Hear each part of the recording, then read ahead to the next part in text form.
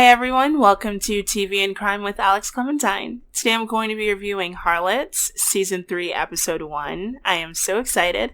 I've been obsessed with this show since it premiered on Hulu a couple of years back. It's so refreshing to see a show that actually depicts history and women's history with sex work in a realistic light that we don't normally see in our period pieces. I'm also recovering from being sick, so hopefully I don't sound like shit. Let's get into it. So the episode begins a year after the events happened in Season 2. So a year after Lydia Quigley was shipped to Bedlam, after Margaret Wells was shipped to America, and Charlotte Wells took over the house.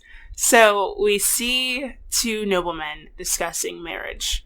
And when they go to search for the woman that they were discussing, they find her finding heaven and hay, or bum and uglies. She's having sex, and although they're not enjoying it, I am all for it. This is probably the third time you've actually seen someone enjoying losing their virginity in the show, so I'm all about the small miracles where you can get it. So, the next thing we see is Lady Fitz and Charlotte Wells entertaining the women of court. They're trying to bring discourse among the courtesans and the wives are not having it. They only want to know, is Charlotte fucking their man? And she's just like, I'm aboard. I don't have time for that shit no more.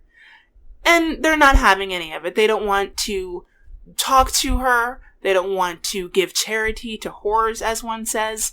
And Charlotte just gets up and just like, your minds are small. Nothing is coming of this. I'm heading out.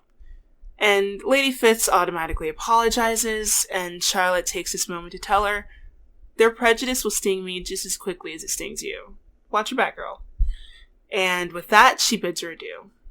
She heads to the streets where we see Lucy playing her love games. She's making these men work for it. She's having them racing the chariots, licking bald heads, chasing her around the street. And Charlotte tells her, you're gonna have to top one of them eventually. Like, this is all fun and games, but you're gonna have to reach a destination. And you can tell Lucy is she's not ready to reach the destination. She does not want to do the ride anymore.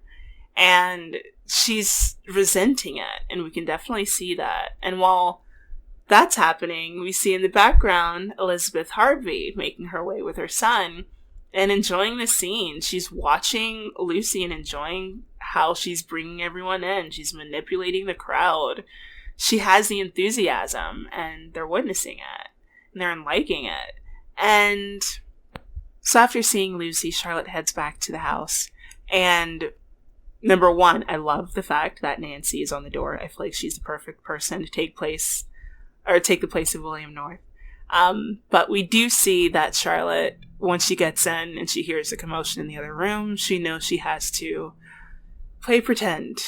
And so she sighs for a moment, and she collects herself and presents herself, changes her stance, and goes into the room. And immediately you can see there is an energy between her and Theon, who is now Isaac Pincher. And it's electric. He woos her with poetry. And I just thought that was the most adorable scene. But after that scene, we see that he finds his way into Charlotte Wells' bed. And as that scene is going on and they're in the throes of passion, we also see Lydia Quigley being tortured at Bedlam. She's in a rotational chair that makes her rotate and spin for 2 hours minimum. All the while, she is releasing her bowels. She is vomiting. Just so many liquids being expelled from her body. And all while this is happening, she's believing that she's seeing Charles. Well, it kind of plays that Charles is coming in at random times in the show to see her in Bedlam, and it's kind of playing with her psyche. And for a moment, I couldn't tell if he was actually there, but I do believe now, after seeing the episode, he did visit her at least once. But it's just so great with the cinematography, watching Charlotte and Isaac fucking vomiting. That and vomiting and just showing the misery on Lydia's face in comparison to the ecstasy on Charlotte Wells. And so after that's happening, Isaac follows up the sex with his own version of pillow talk, which includes propositioning Charlotte to be her pimp, and she doesn't want it. He says, let me be security. My men can be security, and we'll just take about 25% of your profits. And she's just like, no, that's not what this is. That is not how I operate. And so he, of course, uses violence. All of his men suddenly become violent towards the woman. They have Nancy being held back, and now Charlotte Wells has to relent, so she gives them control. And so they post 2 men at the door, and as soon as they leave, Charlotte's like, yeah, that's not happening. They're taking control over my dead corpse. And we see Margaret Wells within Charlotte at that moment. I fucking love her for it. And so, we see the Pincher Tavern, where Lucy is hiding from her coals, and the other Pincher brother, I can't remember his name, it's lost to me at the moment, but he tries to tell her to essentially fuck off. And Emily has to come, Emily Lacey, and tell her, you don't know who this is? This is Lucy Wells. She's famous around here. And all of a sudden, he fixes himself. Oh, Lucy Wells, welcome to the tavern. Take some gin. And they have their own little, or Emily Lacey and Lucy Wells have their own little spat. And her call finds her. And she has to go perform. So, next we see Quigley's house. And the debtors are coming and knocking. And Charles Quigley is just in squalor. Like, they have nothing in the house at this moment. It's just him and Cherry and rags. And of course, Cherry, as the sad little puppy dog that refuses to let Charles go, is just ride or die for him. And he's just like, no, you need to go. Save yourself. And then he opens the door and flees right before the debtors can grab him. And he's just on the run. And later we see him actually meet with the Wells sisters and ask them to see if they can possibly go in with him to get the house back. And Charlotte's like, I have no money. All of my money is in these walls. But Lucy's just like, oh, can I get some more information on that sale that they have going on the auction? So we head back to Bedlam, and the young woman that we saw in the opening scene is now dragged in. And she's propped right next to Lydia. And Lydia tries to tell her, just calm down, because if you keep going crazy, they're going to think that you're mad. And the woman just responds like, get the fuck away from me, horrid creature. Oh my god. I know she was at her lowest moment. And you don't want to kick a bitch when she's down, but this is Lydia Quigley. And it was enjoyable. I was all for it. Now, later on, she does open up to her, and she explains to her how she exactly got there. Her father's dead, and her stepfather is just a terrible person. Her mom's incredibly unhappy, and she's not helpful at all, so she essentially just lets him do everything he wants. So she essentially wanted to lose her virginity to someone that she loved, and so she lost her virginity to a boy she knew since childhood, and she was penalized for that by being sent to Bedlam, just in the same way that Quigley was sent. Well, even though Quigley was sent for malevolent means, she's penalized in the same way, which is, part of the times. And later on, after she's tortured with the baths, and looks like it's like a very hot steam bath that she's tortured with, and when she comes back, she's just like dripping wet and freezing afterwards, and she just comes back and she's just like, I can't go through with it anymore. I can't deal with this. I'm gonna die here. And Quigley tries to give her a little pep talk. She's like, the world will be at your beck and call, and people will be kneeling at your feet. You just have to wait a little bit longer. You just have to be like a fire and just let it burn inside of you and all this spooky shit. And then suddenly she just freaks her out. And then the girl's like, Lydia, I think you're mad. And so she holds tight to the blanket that Lydia gave her and just turned herself away and just ignored her. And so we later see a meeting taking place between Olivia, Harvey, and her son, and the childhood friend of Lydia Quigley. And she's basically trying to come to her and ask her for a loan for basically just to buy a house somewhere, to have her own house. And she stated, yes, I have my own place. And the childhood friend reminds her that, yeah, I heard that your place was shut down. And she was like, yes, I had a Molly house, but I have a great reputation. And now I have a strategy. We're going to have a sewing shop. So essentially, we're going to dress the men in one room and then undress them in the other. And she's intrigued by this. And she's like, all right, okay, we can do that. But I'm not going to give you a loan. I will invest. And I have the perfect place. Obviously, it's going to be Lydia Quigley's place in Golden Square, so she's intrigued.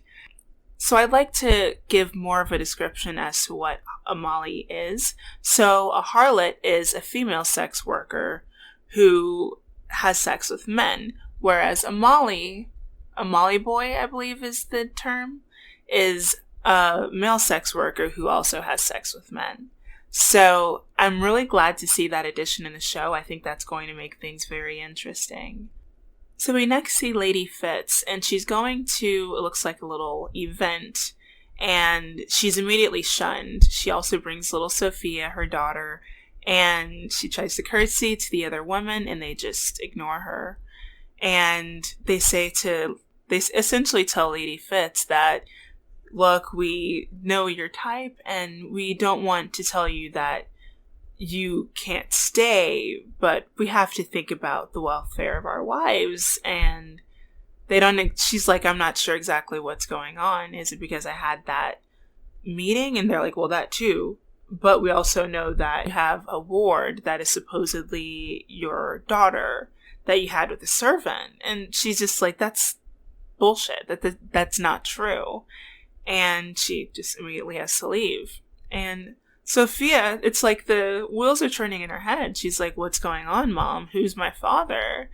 And of course, Lady Fitz doesn't want to tell her the truth. So she's just like, just let that lie dead. You know, it's not important. All you need to know is that I'm your mother and I love you.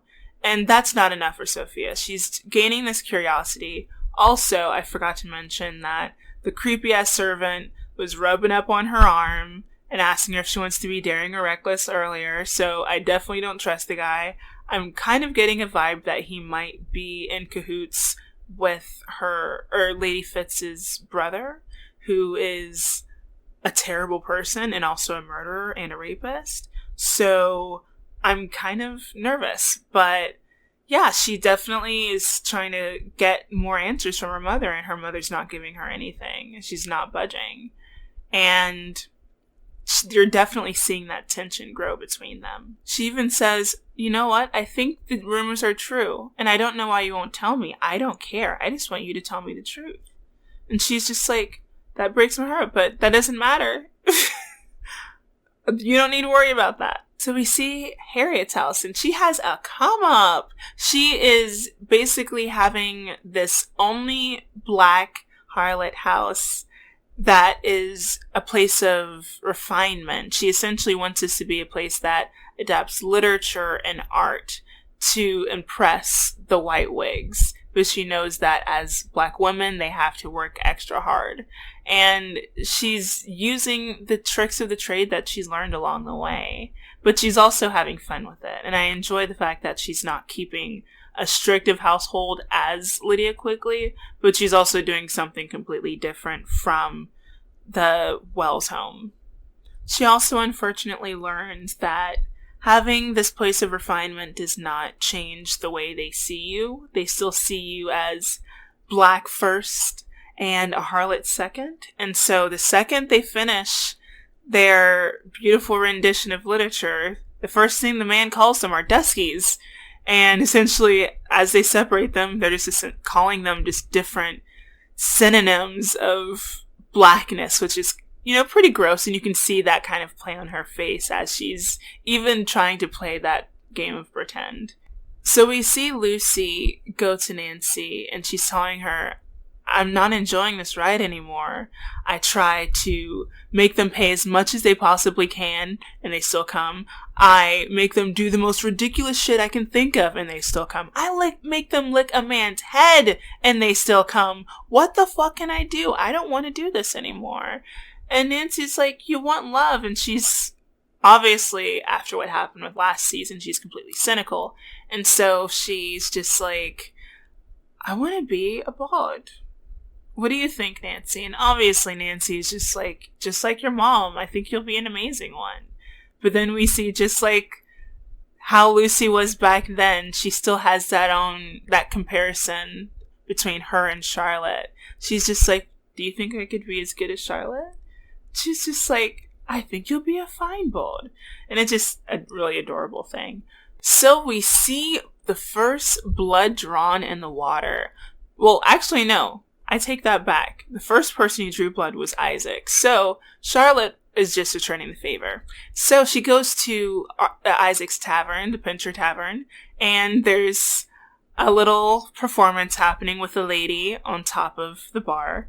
And she just goes straight to Isaac, and she's like, so you're not going to make your men leave? And he's like, no, you're one of my girls now. And so she brings the police.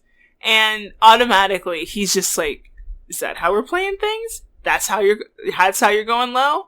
And then she was like, stay out of my house. And you can tell that was her mother. You can tell in that smirk and that whole scene, it was just Margaret Wells written all over her. And at that point, it was just like, game on. Like, all bets are off. So we head back into Bedlam, and we see Lydia Quigley again. And guess who comes to visit her? None other than Lady Fitz. Because for some reason, she believed that somehow Lydia Quigley could figure out a way to create this scandal for her and bring her name into the press and drug her daughter's name into this. And she confronts her. And Lydia just essentially just laughs in her face. And essentially after she leaves, she sees her son, Charles, and she screams at him before realizing, I'm seeing him. What the hell is wrong with me? I'm really losing it. And you see that play on her face. But all the while that's happening, Catherine is looking intrigued. Like, she saw that whole thing and just how Lady Fitz reacted to Lydia Quigley. So Lucy goes to Golden Square and goes to the house. And she, of course, sees Elizabeth Harvey. And Elizabeth Harvey tries to tease at her, like, oh, we saw you yesterday parading around, messing around with all of those men. Are you bidding? And she's just like, maybe. And, they kind of tease each other. But as they start bidding, they realize they don't have that much money separately, but together they can actually make it work. And then suddenly Elizabeth Harvey gets the idea, and she's like, why not us get the house together, split it. And why not? Like, what's the risk? And Lucy realizes she doesn't really have the money to do it on her own, so why the fuck not? So she does it. The thing that Lucy unfortunately doesn't realize is that she's also partnering up with the third party, which is Lydia Quigley's best friend. Or Lydia Quigley's childhood friend. So immediately after the auction, Lucy begins looking around the house, and Elizabeth begins trying to make plans, and she's just like, whoa, whoa, whoa. I don't know what you're trying to do, but I'm not trying to do any more fucks. And then Elizabeth begins to laugh, and she's like, honey, I promise you the most money and the least amount of fucks as possible. And Lucy's just like, well, shit, that sounds good to me. But what's going on? She suddenly realizes they have brought her into a Molly house. So she suddenly asks, okay, well, you brought me into a Molly house. how much does it pay? And he says, well, it's a hanging offense, so double. Which that sounds good to her.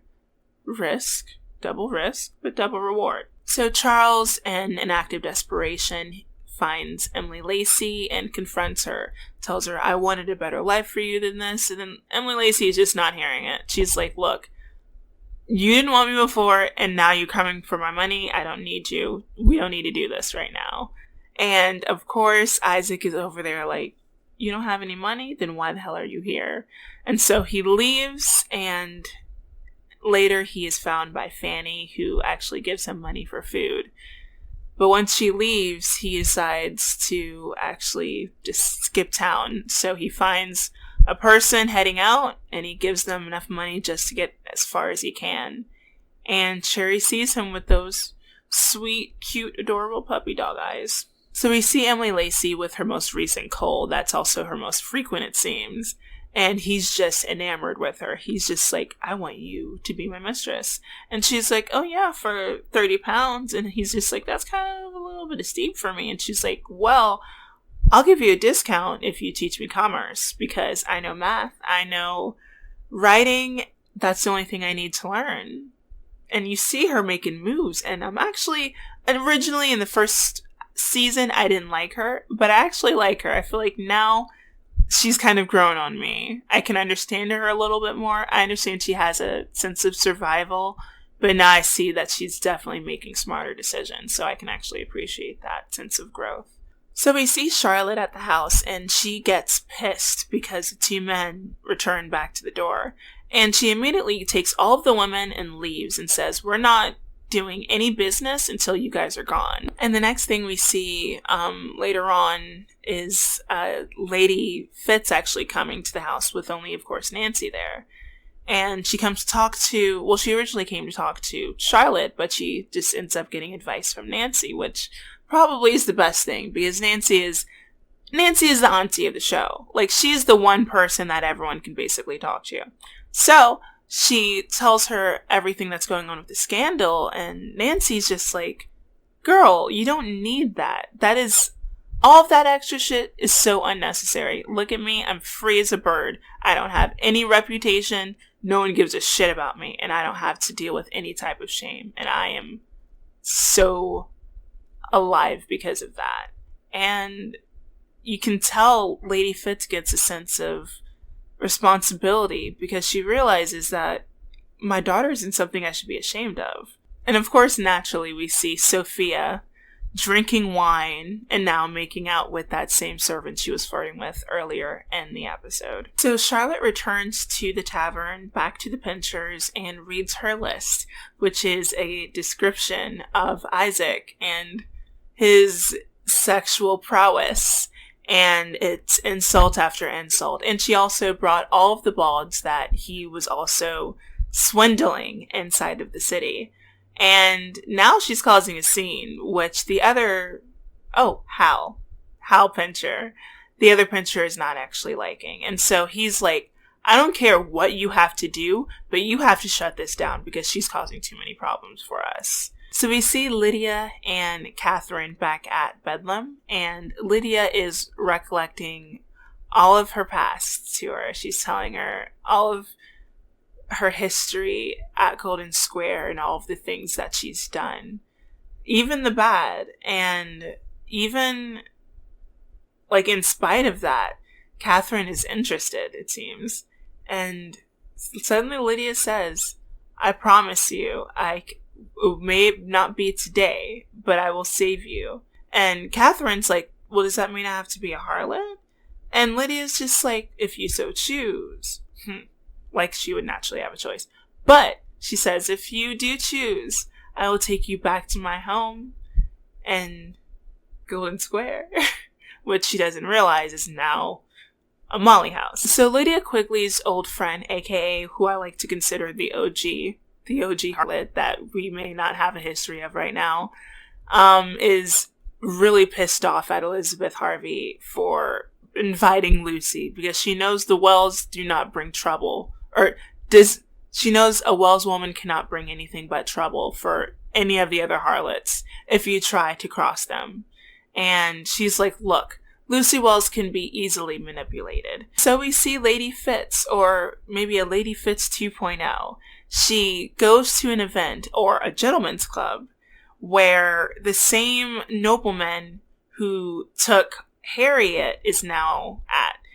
Looks like he's gambling, and he's just immediately reactive when she comes into the place, and he's just like, you need to leave. And she's just like, I have no scandal. My daughter is nothing that I'm ashamed of, and I love her, and I hope that's in the papers. And essentially, and when he strikes back at her, she calls him out on his hypocrisy. She's like, I can tell that you're really caring about your wife's welfare. And unfortunately, when Lady Fitz returns home, she finds the note that her daughter actually left with the butler. It wasn't written, but we do see her actually leaving with the butler. And next we see Isaac. He is heading to the Wells house while Nancy is taking little Kitty to bed, and he essentially breaks a window and throws a candle in, which starts a fire, and just walks away. And he later waits and sees Charlotte heading home, and she notices him and automatically stops, and she hits him with the line of, you could have had all this, but you fucked up.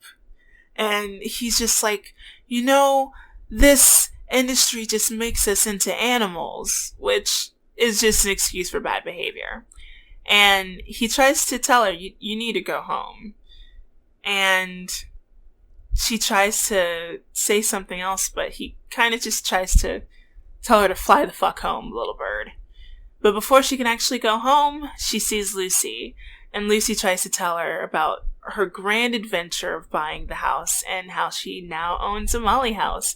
And of course, Charlotte is terrified. She's just like, that place only ends in a noose. You're going to die if you're caught.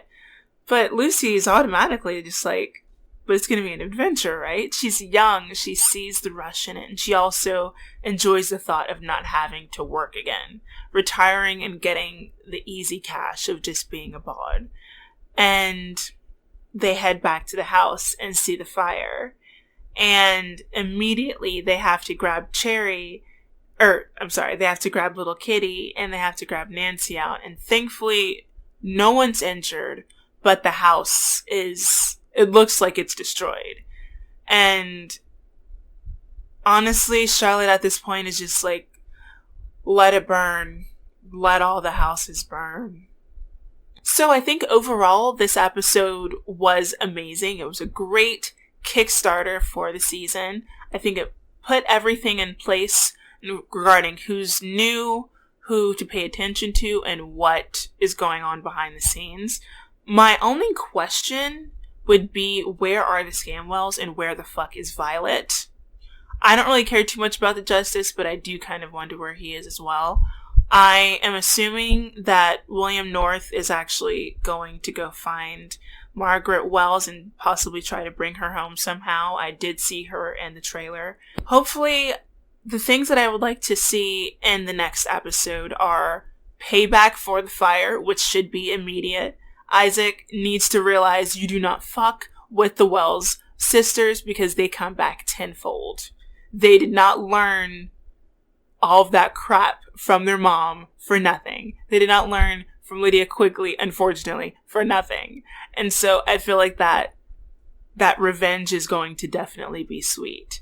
And one thing I would definitely like to see is, I want to definitely find out what happened to Sophia. I hope she's alright. I hope she's not in the worst case scenario place that I'm thinking she may possibly be, which is with Lady Fitz's psychopath of a brother. Overall, I'm curious to see if they will possibly be able to rebuild at Charlotte Wells' home, or if they will have to relocate somewhere, and exactly what would that look like.